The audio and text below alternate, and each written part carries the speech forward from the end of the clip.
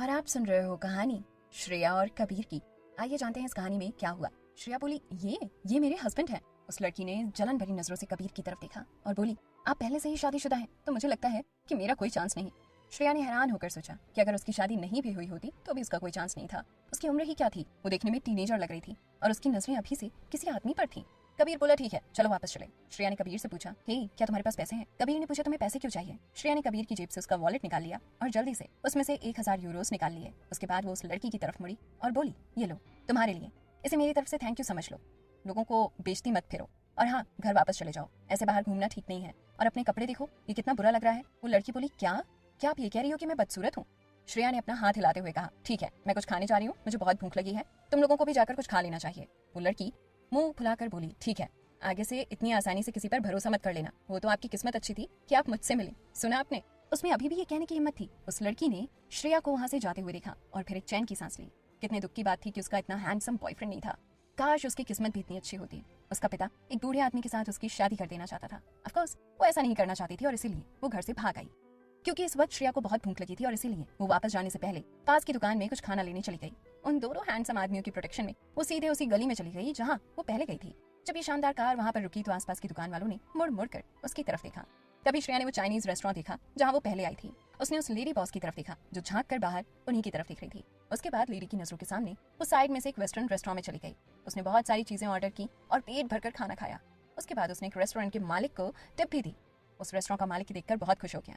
वो उन्हें खुद बाहर गाड़ी तक छोड़ने आया। वहीं दूसरी तरफ उस चाइनीज रेस्टोरेंट वाली लेडी ने ये सब देखा। उसे बेहद जलन हो रही थी और वो चिढ़कर वहां से चली गई। इस सब के बाद श्रेया ने वापस जाते हुए आशिमा के भी बारे में पूछा। आशिमा ने कुछ ज्यादा ही पी ली थी और वो अभी भी सो रही थी। वहीं दूसरी तरफ वरुण जैसे ही वापस पहुंचा उसने सामने दरवाजे पर ही मुसीबत खड़ी हुई देखी। अंदर आते ही उसने देखा कि एंट्रेंस पर एक लोकल लॉयर खड़ा हुआ था। वो वरुण से बोला, मिस्टर जैन, आपको डिस्टर्ब करने के लिए सॉरी, लेकिन ये आपका कंपनसेशन फॉर्म है, आपको हमें मुआवजा देना होगा। वरुण ने वो पेपर्स ले लिए। कबीर ने हैरान होकर पूछा, क्या ये 1 करोड़ से ज्यादा है? वरुण बोला, इम्पॉसिबल, 40 लाख। कबीर बोला, ओह फिर भी ये इतना बुरा भी नहीं है। वरुण बोला, यूरोस। श्रेया भौचक्की रह गई। इसका क्या मतलब था? उस आदमी को 40 लाख यूरोस कंपनसेशन के तौर पर चाहिए थे। क्या ये कुछ ज्यादा ही नहीं हो गया था? वरुण ने मुस्कुराकर उस लॉयर की तरफ देखा और पूछा, वो सड़ी हुई जगह इतनी महंगी थी? उस लॉयर के चेहरे पर घमंड साफ नजर आ रहा था। उन लोगों ने जानबूझकर इतनी रकम मांगी थी क्योंकि उन्हें उम्मीद थी कि सामने वाले इतने पैसे देने को तैयार नहीं होंगे और वो लोग उन्हें कोर्ट तक ले जाएंगे। लेकिन आज उसके यहाँ आने का इरादा कुछ और था। वो वरुण का घमंड तोड़ना चाहता था। वो लोग चाहते थे कि वरुण उनके सामने माफी मांगे और उनसे रिक्वेस्ट करे कि वो कंपनसेशन फीस कम कर दें। लेकिन वरुण के चेहरे पर मुस्कुराहट बरकरार थी। उसके बाद इससे पहले कि कोई कुछ और रिएक्ट कर पाता, उसने सीधे लॉयर के मुंह पर एक कसकर मुक्का मार दिया। उस लॉयर की नाक से खून बहने लगा। वो इतना डर गया था कि वो जल्दी से पीछे हट गया। उसे इस बात की उम्मीद नहीं थी कि इतनी कंपनसेशन सुनकर भी ये आदमी न सिर्फ इतना कॉन्फिडेंट रहेगा बल्कि उस पर हाथ उठाने की भी हिम्मत कर देगा। वरुण ने अपना हाथ ऊपर उठाते हुए कहा, अब क्योंकि तुम पहले से ही मुझसे पैसे मांग ही रहे हो तो मुझे तुम्हारे मेडिकल बिल से कोई फर्क नहीं पड़ता। तुम यहाँ पर आकर खुद को बहुत बड़ा समझ रहे हो, एक बार जाकर खुद को शीशे में देख क्यों नहीं लेते? वो लॉयर इतना ज्यादा डर गया था कि वो जल्दी से लड़खड़ा कर वहां से भाग गया।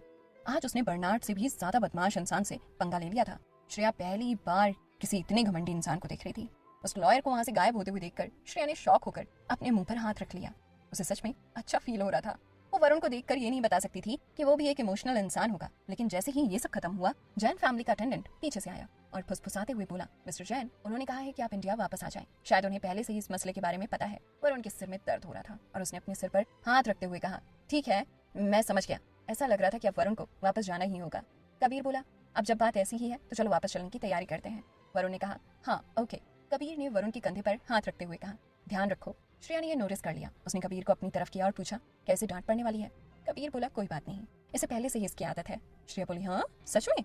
कबीर बोला, ये सब बहुत बार कर चुका है। अपने शहर में इसे हमेशा से नंबर 1 बदमाश कहा जाता था। कोई इससे पंगा लेने की हिम्मत नहीं करता था क्योंकि इसे बहुत जल्दी गुस्सा आ जाता है।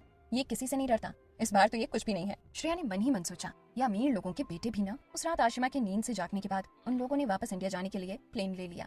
आशिमा और वरुण एक दूसरे की आंखों में आंखें डालकर नहीं देख पा रहे थे। उन दोनों ने एक दूसरे को इग्नोर किया। शुक्र है कि वो सब लोग बड़े आराम से वापस पहुंच गए। उधर इंडिया में नवी ने तुरंत श्रेया को फोन किया और बोली, इस बार हमारी सच में बहुत बड़ी जीत हुई है। श्रेया बोली, वो कैसे? मुझे फिर भी पेनल्टी फीस तो देनी ही पड़ी। नवी बोली, मैंने तुम्हारा नाम खराब करने के लिए उनसे 4 करोड़ रुपयों की मुआवजे की मांग की थी। इसके अलावा और भी कंपनसेशन होंगी, जैसे कि तुम्हारी एंडोर्समेंट, टीवी शोज और बाकी सब चीजें। तुमने जितना भी पे किया है हमें इसका ज्यादातर पैसा वापस मिल जाएगा। इस बार उन्हें बहुत तगड़ा लॉस होने वाला है, चिंता मत करो। श्रेया ने हैरान होकर पूछा, क्या इतना बढ़िया? नवी बोली, और नहीं तो क्या। अब ये मत भूलो कि अगर मेरे साथ कोई पॉलिटिक्स करना चाहता है तो मैं अब मैडम प्रेसिडेंट हूँ। क्या कोर्ट में मेरे कुछ कनेक्शंस नहीं होंगे? मैं उस आयशा को जमीन पर ले आऊंगी। श्रेया बोली ओके, मुझे ऐसा लग रहा है जैसे मैं बहुत लकी हूँ जो तुम जैसे बड़े बड़े लोग मुझे प्रोटेक्ट कर रहे हैं। नवी बोली एग्जैक्टली, इस बार ना सिर्फ मैंने तुम्हारी रेपुटेशन बचाई है बल्कि हम लोग ज्यादा पैसे भी नहीं हारे। वहीं दूसरी तरफ उन्होंने जो 7 करोड़ की मांग की थी उसकी वजह से उनकी रेपुटेशन की धज्जियां जरूर उड़ गई हैं।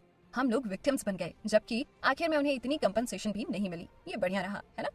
श्रेया उस वक्त बस नवी की बातें सुन रही थी। वो खुश थी। इन सब के दौरान उसने पूरी तरह बस नवी की बात मानी। हालांकि उसे ये समझ नहीं आ रहा था कि उन लोगों ने उसी वक्त शुरुआत में ही कुछ रिएक्ट क्यों नहीं किया, लेकिन आखिर में उसे समझ में आ गया कि नवी की बात मानना एकदम सही फैसला था। लेकिन उसके बाद नवी बोली हर्षवर्धन ने मुझे ये सब बताया था। मैं जानती थी कि चाहे ये लोग कितने ही चालाक क्यों ना हो, लेकिन ये कभी भी हर्षवर्धन जैसी चालाक लोमड़ी से नहीं जीत सकते। श्रेया हैरान थी। अब पता चला कि सारे आइडियाज असल में मिस्टर प्रेसिडेंट के आइडियाज थे। हे भगवान, इतनी छोटी सी एंटरटेनमेंट इंडस्ट्री की दिक्कत को मिस्टर प्रेसिडेंट ने सॉल्व किया था। श्रेया को सच में खुद पर प्राउड फील हो रहा था। ये कहानी है श्रेया और कबीर की। क्या हुआ इस कहानी में आगे जानने के लिए सुनते रहिए कहानी के आने वाले एपिसोड्स।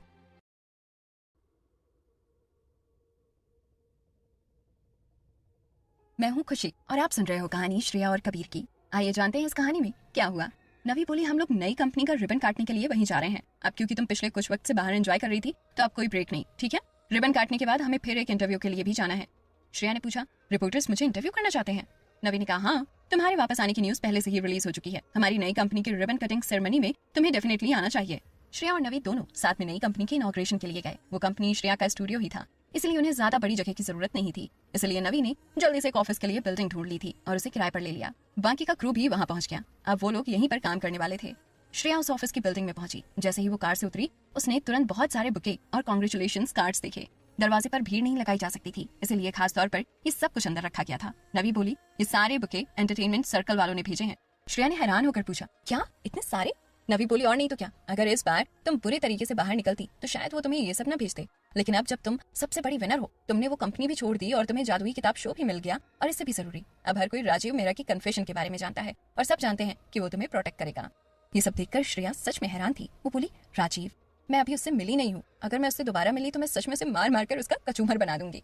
नवी बोली तुम उसे मारना क्यों चाहती हो? खैर चाहे जो भी हो, अब हर कोई इस बारे में जानता है कि राजीव मेहरा तुमसे पागलों की तरह प्यार करता है। अब क्योंकि तुम्हारी इतने अमीर लोगों के साथ इतने अच्छे रिश्ते हैं, इसीलिए हर कोई तुम्हारे टच में रहना चाहता है। तुम जानती हो कि सर्कल के लोग बहुत प्रैक्टिकल हैं। तुम ये सब पहले से ही जानती हो। हाँ, श्रेया ये सब समझती थी। एंटरटेनमेंट सर्कल में इतने साल रहने के बाद भी क्या वो ये सब नहीं समझ सकती थी? यहाँ पल पल रिश्ते बदल जाते थे। जब उसने अंदर देखा तो वहाँ पर बड़ी बड़ी डायरेक्टर्स और प्रोड्यूसर और बड़ी बड़ी कंपनियों ने उसके लिए फूल और कार्ड्स भेजे थे। श्रेया को बहुत ही अजीब फील हो रहा था। इनमें से कुछ लोगों से तो वो कभी मिली तक नहीं थी और अब ये लोग उसे बुके भेजकर उसे कांग्रेचुलेशंस कर रहे थे। कुछ डायरेक्टर्स तो ऐसे थे जिन्हें इंटरनेशनल अवार्ड्स भी मिल चुके हैं।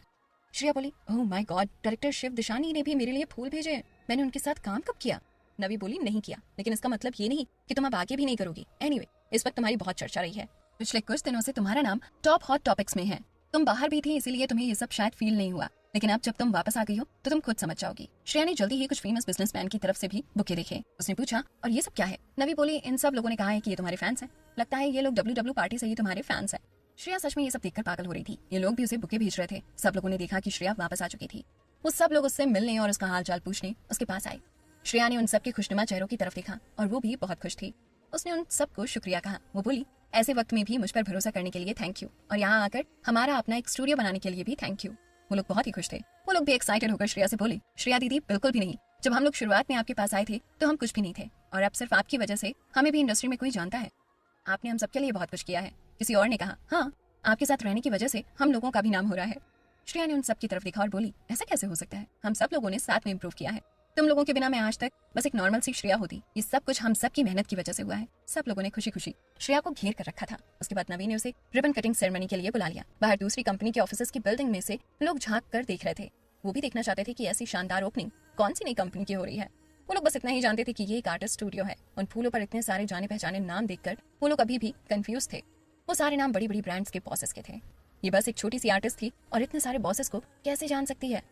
जल्दी ही रिपोर्टर्स को भी फाइनली इंटरव्यू का टाइम मिल गया। श्रेया को नीचे आते हुए देखकर रिपोर्टर्स ने उसे घेर लिया। उन्होंने पूछा क्या आप वापस आने के बाद राजीव मेहरा से मिली? क्या मिस्टर मेहरा ने आपके लिए फूल भेजे हैं?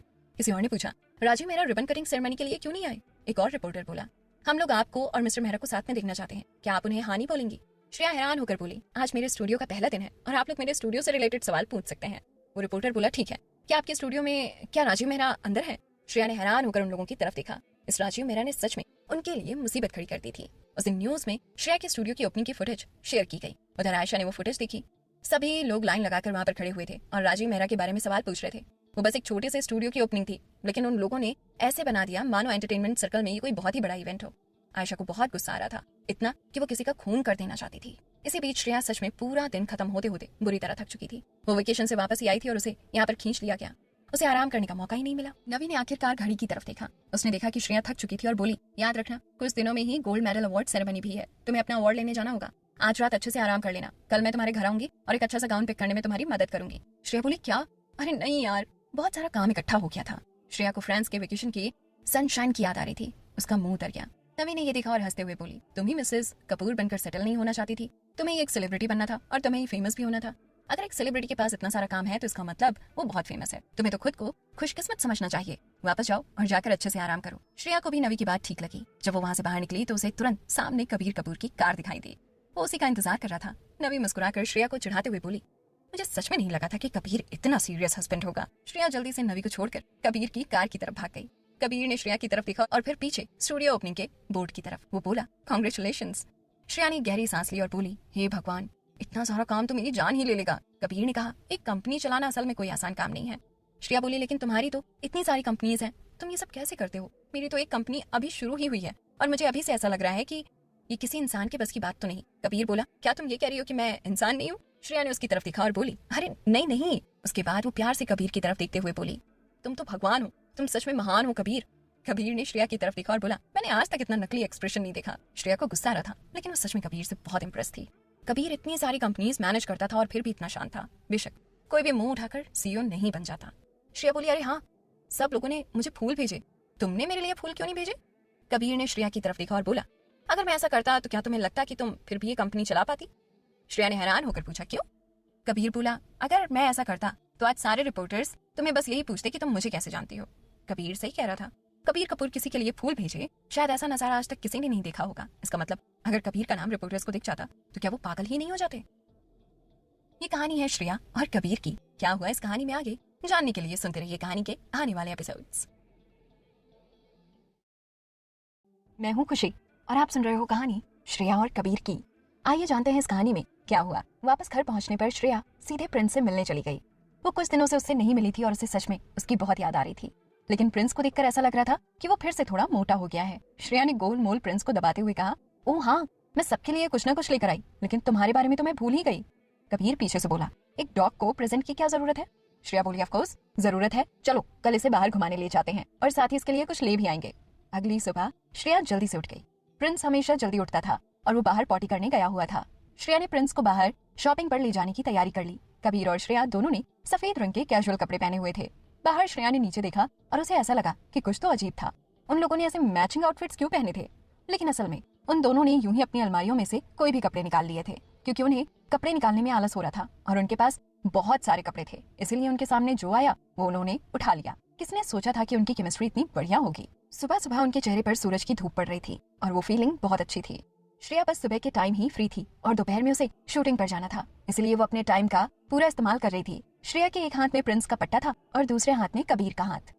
उसने सामने देखा और बोली, ये तो बहुत बढ़िया है, चलो चले, हम लोग प्रिंस को घुमाने ले जाएंगे और ये भी देख लेंगे कि उसे क्या खाना पसंद है और उसके लिए कुछ खरीद लेंगे। श्रेया के पास कभी डॉग नहीं था, लेकिन वो इस बारे में जानती थी कि डॉग्स को हड्डियां बहुत पसंद होती हैं। प्रिंस की सेहत की वजह से कोई इसे जरूरत से ज्यादा खाना नहीं देता था। श्रेया ने सोचा कि एक आध बार उसे खुलकर खाने देने में कोई हर्ज नहीं है। अब अगर उसे कुछ खाना पसंद है तो वो उसे खा लेना चाहिए। अगर एक डॉग को सारी जिंदगी टुकड़ों पर पलना पड़े तो बहुत बुरा होगा। एक इंसान को ही अगर सारी जिंदगी सिर्फ दाल चावल खाने दो तो वो कितना बोरिंग हो जाएगा। कबीर बस साथ में चलता रहा। सुबह सूरज चमक रहा था और मौसम बड़ी मुश्किल से ही इतना अच्छा होता था। कबीर के सफेद रंग के चेहरे पर वो धूप पड़ने से और भी हैंडसम लग रहा था। श्रेया ने अपना सिर उठाकर कबीर की तरफ देखा। उसे बहुत अच्छा लग रहा था। उसका दिल बहुत तेजी से धड़क रहा था। कबीर का हाथ पकड़कर उसे और भी ज्यादा अच्छा लग रहा था। श्रेया बहुत खुश थी।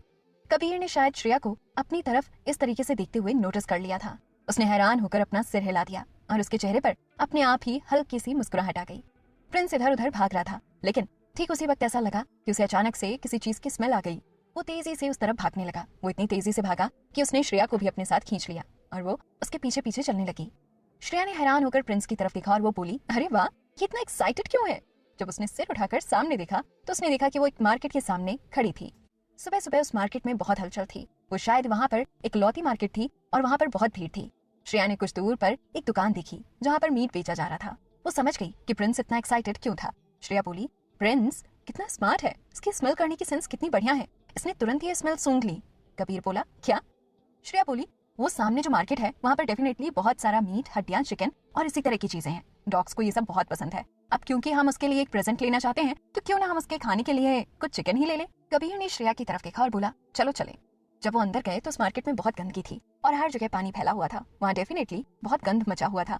उधर बहुत सारे लोग थे और बहुत सारा सामान भी। वहाँ पर हर तरीके की स्मेल मिक्स हो गई थी और बहुत ही अजीब सी स्मेल आ रही थी। श्रेया ने कबीर की तरफ देखा और बोली, यहाँ पर थोड़ी गंदगी है, क्या तुम ठीक हो? कबीर वहाँ पर मौजूद सब लोगों से बहुत अलग लग रहा था। उसके कपड़े एकदम साफ सुथरे थे। वो बोला, कोई बात नहीं, तुम क्या कह रही थी, तुम्हें क्या खरीदना है? श्रेया बोली, वो चिकन, चलो वो उधर है। श्रेया ने सामने देखते हुए कबीर से पूछा, क्या तुम कभी मार्केट आए हो? कबीर बोला, नहीं। श्रेया बोली, सही कहा तुमने, तुम तो कभी सुपर मार्केट भी ज्यादा नहीं जाते और ऐसी मार्केट आना तो बहुत ही दूर की बात है। लेकिन ऐसे बाजार में चीजें बहुत फ्रेश होती हैं और यहाँ पर लोग भी बहुत होते हैं। सारी आंटियां सुबह सुबह जल्दी उठकर यहाँ पर घर के लिए सब्जी भाजी खरीदने आ जाती हैं और सब इतने जोश में होती हैं। वो देखो उधर चिकन है, वहाँ चलकर कुछ खरीदते हैं। वो लोग एक ठेले पर पहुंच गए जहाँ पर हर तरह की मीट रखी हुई थी। जैसे ही वो लोग वहाँ पर पहुंचे, प्रिंस खुद को रोक ही नहीं पाया। वो तो मानो उसी टाइम कूद कर उसे खा जाना चाहता था। उस ठेले की मालकिन एक बहुत ही सच्ची इंसान लग रही थी। वो हंसते हुए बोली, हे भगवान, ये कुत्ता इतना मोटा है लेकिन इसे अभी भी खाना है। आप लोग कुछ खरीदना चाहेंगे बेटा? ये देखकर कि वो दोनों दिखने में काफी सुंदर थे, आंटी के चेहरे पर एक मुस्कुराहट आ गई। श्रेया बोली, हमें हमारे डॉग के लिए थोड़ा सा चिकन चाहिए। वो औरत बोली, अच्छा ठीक है, और थोड़ी चिकन बोन्स कैसी रहेंगी? ये बहुत अच्छी है। श्रेया बोली, नहीं नहीं, चिकन बोन्स डॉग्स के लिए ज्यादा अच्छी नहीं होती। मेरा डॉग अभी बहुत छोटा है, इसकी डाइजेशन के लिए ये अच्छा नहीं होगा। उस आंटी को ये सुनकर अच्छा नहीं लगा। उसने उनके लिए वो चिकन पैक करते हुए कहा, सच में आजकल के कुत्तों को भी इतना बढ़िया खाना मिलता है। पहले के जमाने में लोग इतना कुछ अफोर्ड नहीं कर सकते थे। पहले तो लोग खुद अपने खाने के लिए भी चिकन अफोर्ड नहीं कर सकते थे, और अब देखो तुम लोग खास तौर पर अपने कुत्ते के लिए ले रहे हो। तुम दोनों इसे जरूर हमेशा अच्छी चीजें ही खाने को देते होगे, वरना ये इतना मोटा कैसे हो जाता? श्रेया ने हैरान होकर कबीर की तरफ देखा। उसने मन ही मन सोचा कि वो लोग घर पर प्रिंस को हमेशा वो वाला डॉग फूड खिलाते थे जो लगभग 1000 रुपए का एक बैग आता था। यहाँ तक कि उनके पास खास तौर पर एक शेफ भी था जो उनके डॉग के लिए कुछ सब्जियां बनाता था ताकि उसका न्यूट्रिशन बरकरार रहे। ये चिकन तो उसके मुकाबले बहुत ही सस्ता था और नॉर्मली घर पर वो लोग प्रिंस को ये सब खाने नहीं देते थे क्योंकि उन्हें डर था कि ज्यादा चिकन खाना उसके लिए ठीक नहीं होगा। श्रेया बोली, हाँ, इसकी जिंदगी काफी अच्छी है, थैंक यू आंटी, आप बस इसे तौल दीजिए। वो आंटी बोली, इसके हो गए 320, अब तुम दोनों इतने सुंदर हो तो बस 300 दे दो। श्रेया मुस्कुरा कर बोली, थैंक यू आंटी। कबीर ने हैरान होकर श्रेया की तरफ देखा। उसने इतनी खुशी से उस आंटी को थैंक यू बोला, वो भी सिर्फ इसलिए क्योंकि उसने 20 रुपए कम कर दिए थे। उसे सच में ये बहुत बड़ी बात लग रही थी। वो दोनों उस स्नो व्हाइट गोलू मोलू से डॉग के साथ बाहर आ गए। वो लोग उस बाजार के अजीब से माहौल से एकदम अलग थे। कबीर बोला, तुमने उस आंटी को 20 रुपए छोड़ने के लिए थैंक यू बोला? श्रेया बोली, और नहीं तो क्या, 20 रुपए भी रुपए होते हैं और इसे तमीज कहते हैं। उन्होंने हमारे लिए डिस्काउंट दिया तो हमें उन्हें थैंक यू तो बोलना ही चाहिए। वो दोनों उस मार्केट से निकलकर वापस घर के रास्ते पर चल दिए। श्रेया बोली, एक डॉग को घुमाने लेकर जाना कितना मजेदार है, हमें जब भी वक्त मिलेगा हम आया करेंगे। कबीर बोला, ठीक है, वैसे भी थोड़ी कसरत करना अच्छी बात है। हालांकि कबीर को ये इंटरेस्टिंग नहीं लगा, लेकिन श्रेया को इतना इंटरेस्टेड देखकर उसने भी हाँ कह दिया। वो दोनों खूब सारी चिकन के साथ घर वापस पहुंच गए। वापस आते वक्त श्रेया को ऐसा लग रहा था कि बाहर डॉग्स घुमाने वालों की तादाद बढ़ रही थी। इससे पहले इतने लोग डॉग्स के साथ देखने को नहीं मिलते थे। इस कहानी में आगे क्या हुआ जानने के लिए सुनते रहिए कहानी के आने वाले एपिसोड्स। मैं हूँ खुशी और आप सुन रहे हो कहानी श्रेया और कबीर की। आइए जानते हैं इस कहानी में आगे क्या हुआ। श्रेया नेचुरली ये नहीं जानती थी कि बाहर एक ऐसी अफवाह है कि कबीर के पास 2 कुत्ते हैं और वो कभी कभी उन्हें बाहर घुमाने ले आता है।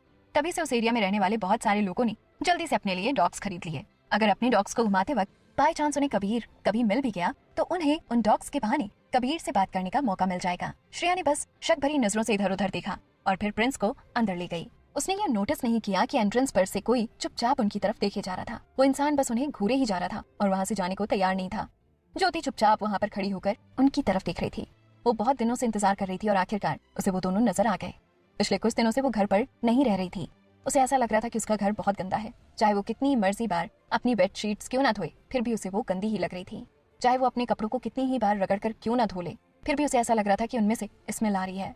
ऐसा इसलिए था क्योंकि वो जानती थी कि कबीर के घर पर कपड़े, बेडशीट्स और बाकी की चीजों को धोया जाता था, बल्कि उन्हें डिसइंफेक्ट भी किया जाता था। उनमें से हमेशा बहुत ही अच्छी खुशबू आती थी, लेकिन उसके घर पर सब कुछ बहुत गंदा था। उसके पास कुछ भी नहीं था। ज्योति उस तरह की जिंदगी नहीं चाहती थी। वो श्रेया की जैसी जिंदगी चाहती थी जहाँ वो अमीर यंग मैडम की तरह रहे, एक मालकिन बनकर। वो अंदर जाना चाहती थी लेकिन एंट्रेंस पर उसे रोक दिया गया। वो गार्ड बोला, अगर तुम्हारे पास नहीं है तो तुम अंदर नहीं जा सकती। ज्योति पलट कर बोली, मैं यहाँ पर रहा करती थी, क्या तुम लोग मुझे नहीं जानते? मैं यहाँ पर श्रेया मैम के साथ रहती थी। उस गार्ड ने ज्योति की तरफ एक नजर देखा और बोला, लेकिन अब तुम यहाँ नहीं रहती, बिना पास के कोई एंट्री नहीं है। ज्योति ने गुस्से से अपने पैर पटके और उसके पास वहाँ से जाने के अलावा और कोई चारा नहीं था। अगले दिन जब श्रेया बाहर ही निकली थी तभी उसने देखा कि ज्योति उसकी तरफ ही भागती हुई आ रही थी। वो बोली, श्रेया दीदी आप वापस आ गई। श्रेया ने ज्योति की तरफ देखा जो कि बहुत ही उदासी भरा चेहरा लेकर उसकी तरफ भागते हुए आ रही थी। साइड में कपूर फैमिली के गार्ड्स ने ज्योति को देखा और उन्होंने ऐसे दिखाया मानो उन्होंने उसे देखा ही ना हो और दूसरी तरफ मुंह फेर लिया। ज्योति ने श्रेया की तरफ देखा और बोली, श्रेया दीदी मैंने आपको बहुत मिस किया, आप इतने दिनों के लिए क्यों चली गई थी? श्रेया ने ज्योति की तरफ देखा और बोली, क्या सच में? मुझे इतना वक्त भी नहीं हुआ, मैं बस कुछ दिनों के लिए ही गई थी और तुम्हारे बारे में उन्होंने मुझे बताया कि तुम आराम करने के लिए वापस अपने घर चली गई थी। अब तुम कैसी हो? क्या तुम ठीक हो? ज्योति ने नफरत भरी नजरों से उन गार्ड्स की तरफ देखा, लेकिन जब वो वापस श्रेया की तरफ मुड़ी तो उसने अपना चेहरा फिर से बेचारा सा बना लिया। वो बोली, मैं ठीक हूँ, मुझे बस आपकी बहुत याद आ रही थी, क्या मैं आपकी कंपनी में काम कर सकती हूँ? श्रेया बोली, क्यों नहीं, मैंने तुम्हें नौकरी से थोड़ी निकाल दिया। श्रेया को बस थोड़ा अजीब लग रहा था, लेकिन जब उसने ज्योति की तरफ देखा तो वो इतना नेगेटिव नहीं सोचना चाहती थी। उसने फैसला किया कि पहले वो ज्योति को ऑफिस ले जाएगी और उसके बाद नवी से पूछेगी कि आखिर असल में चल क्या रहा है। उधर कंपनी में नवी अभी भी ऑफिस में ही थी, मानो खुद की कंपनी शुरू करने के बाद नवी और ज्यादा मेहनत कर रही थी। आखिरकार पहले जब नवी किसी और कंपनी के लिए काम कर रही थी तो बहुत सारी चीजें करना उसके लिए कन्वीनियंट नहीं था। अब हालांकि वो श्रेया के नाम के अंदर काम कर रही थी, लेकिन फिर भी वो हेड थी। नवी ने श्रेया को वहाँ आते हुए देखा, ज्योति भी उसके पीछे थी।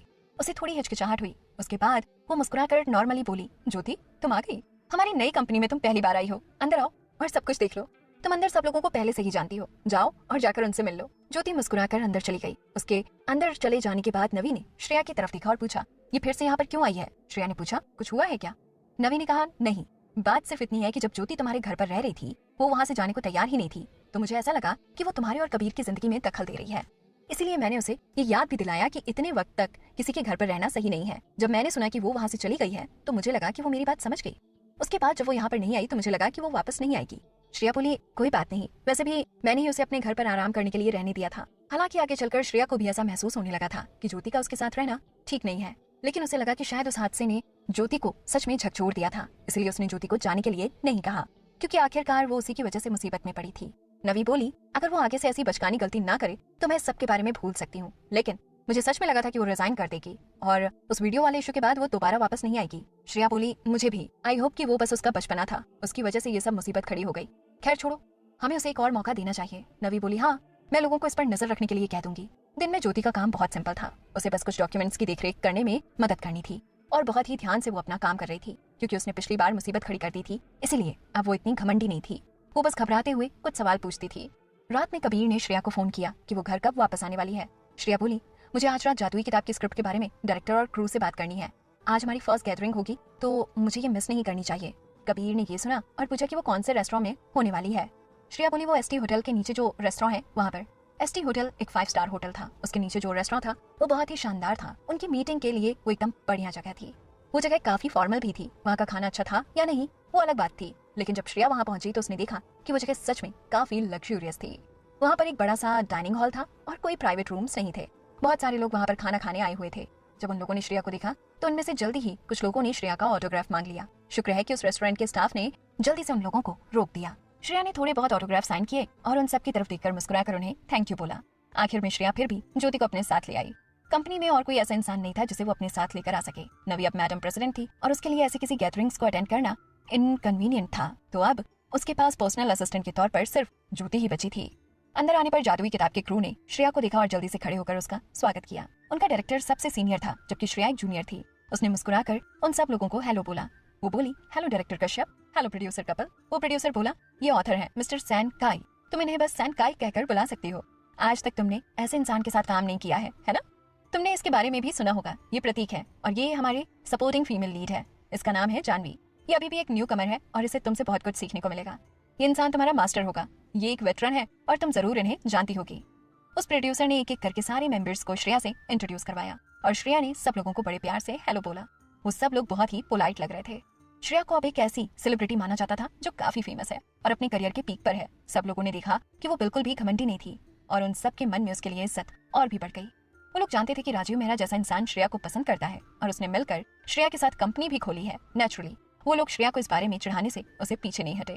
श्रेया बस रिक्वेस्ट करते हुए बोली, अब इसके बारे में और बात मत करो। राजीव मेहरा मेरा मास्टर है और मैं उसकी स्टूडेंट, एक बार जो इंसान मास्टर बन गया वो सारी जिंदगी पिता समान रहता है। उसका और मेरा कुछ नहीं हो सकता, नामुमकिन। ये सुनकर सब लोग जोर से हंस दिए। वो बेचारा कौन से एंगल से पिता लगता था। उन लोगों ने कहा, लेकिन ये भी बहुत बड़ी बात है कि तुम मिस्टर राजीव की स्टूडेंट बन पाई। ठीक उसी वक्त बाहर से किसी ने कहा कि यहाँ पर कोई और भी डिनर करने के लिए आया है। उस रेस्टोरेंट में मौजूद सब लोगों ने मुड़कर देखा कि आखिर कौन आया था। क्रू के लोगों ने भी मुड़कर देखा। उन लोगों ने पूछा, हे वेटर, क्या बात है? वो वेटर बोला, शायद मिस्टर कपूर यहाँ पर डिनर करने आने वाले हैं। ये कहानी है श्रेया और कबीर की। इस कहानी में आगे क्या हुआ